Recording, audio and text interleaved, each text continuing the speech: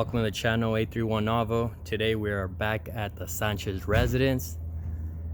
Shout out to my boy Ernie, saludos a su familia, where we previously did the Barris lime. Today we have an in-ground planting of a lamb Hass. It's a 15.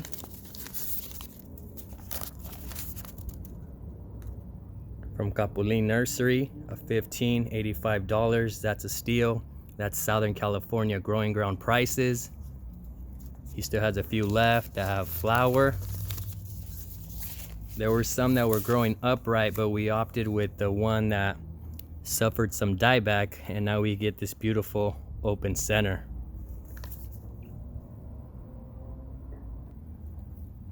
I have the cage mocked up,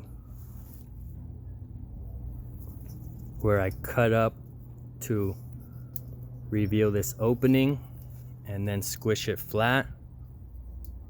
I don't like to bend it under. I feel like it creates more obstruction. So I do that by just cutting up and then wiggling this till it snaps. I'm gonna be amending with, it's sandy loam.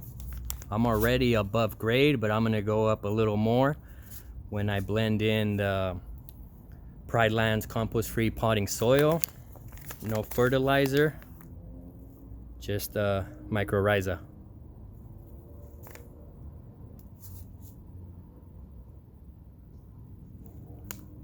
I'm also gonna do next to it a multi-graft pluot, and that's gonna be the Flavor King, Dapple Dandy, Flavor Supreme, and Flavor Queen. So it's going to be a nice collection of fruit trees.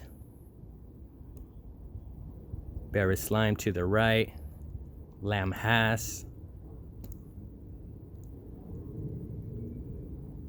and the multi-graft pluot. It needs to come back. I don't think I'm going to prune it today though, but I will be shaping it. All right, let's get into the lamb Hass.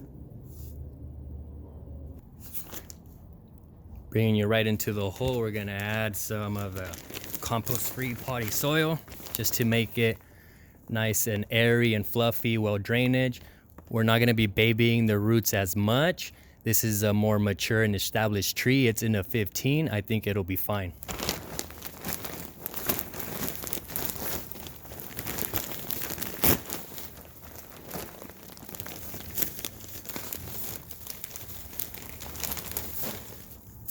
And we blend and mix. Before we fully blend, let's add the mycos.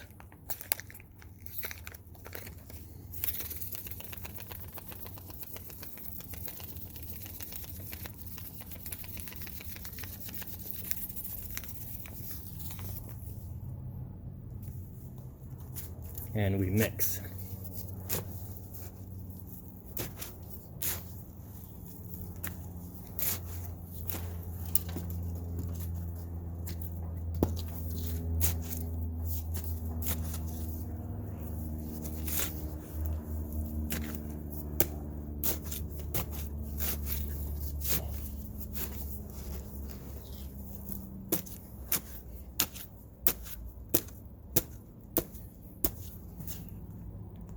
Mix thoroughly, blend well. Present the tree. I'm like 6 inches above grade. It's looking good. From the stake that I laid down to the top of the root ball. So that should be good. I'm gonna pull out the 15-gallon container and present the cage. There's the cage. I presented it to where the openings are pointing away from the neighboring trees. So when they do peek out, they don't peek out towards the neighboring tree and compete against it. Now we're gonna present the tree. Remove it from its container. Okay, there it is. That was half a bag of premium potting soil, compost free, into the hole. And then the pile off to my left is native sandy loam. I'm gonna mix in the second half. of the compost-free potting soil. Off to the left, a pile of sandy loam native.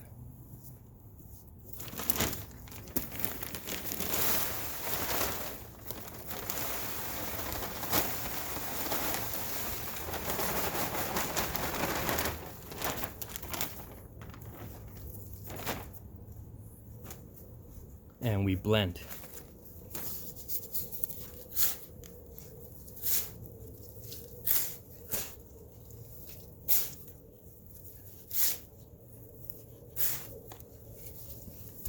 Blend thoroughly. All right, that's thoroughly blended. Removed as much organic material as possible. And I'm gonna be filling the hole. And as I'm coming up, I'm gonna be sprinkling in some mycos. I want them to come in contact with those roots. See that nice white root? I want this to touch that. So now we fill.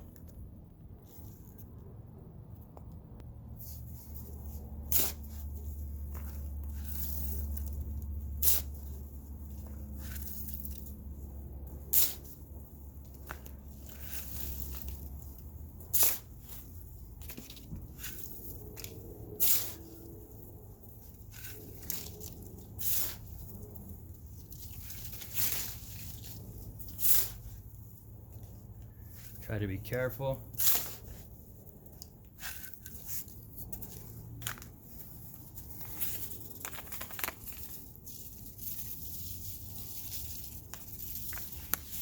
Go around.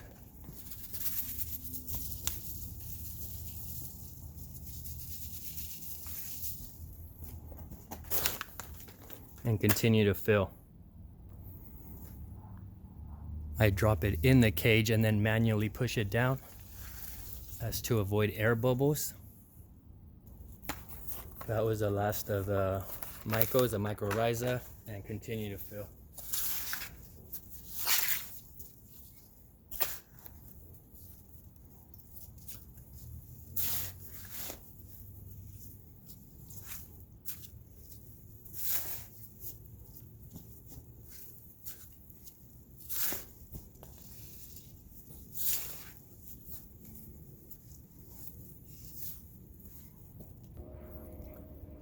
The hole's filled, slightly padded. Next up is staking and tying. We have this 8-foot stakes, half an inch maybe, landscaping tie, and maybe use some Velcros. I'm gonna place these stakes right outside the cage where we know there's no roots, but we really need to prop this thing up because it's already pretty low, and when it sets fruit, it's gonna bring them down even lower. So we're trying to prevent that. All right, stakes are in the ground. Let me bring you out. I know it looks like some overkill right now. You're standing pretty tall, but the tree will eventually get there. And we're planting this in winter, the month of December. And if we need to throw a frost cloth over it, the more distance between the cloth and the vegetative material, the better. Now we tie.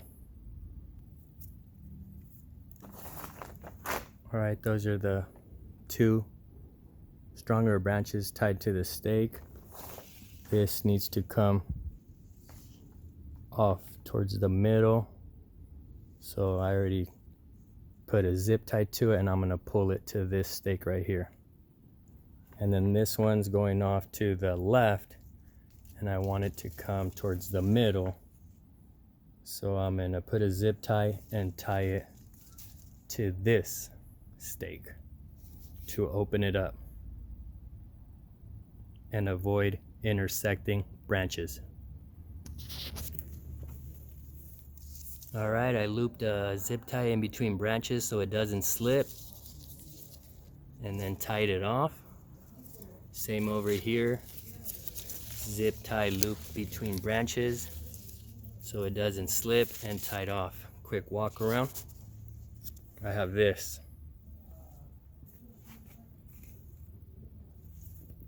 1, 2, 3, 4. Now I'm panning out.